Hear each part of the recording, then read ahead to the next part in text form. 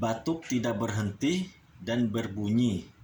Saat tarik napas, waspada pertusis. Penyakit ini disebabkan bakteri Bordetella pertussis dan sangat mudah menular. Gejalanya mulai dari pilek ringan lalu berkembang menjadi batuk keras, berulang hingga sulit bernapas. Pada bayi, pertusis bisa menyebabkan henti nafas dan berakibat fatal.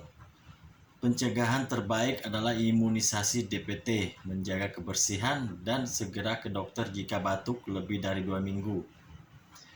Jangan anggap sepele, lindungi keluarga Anda.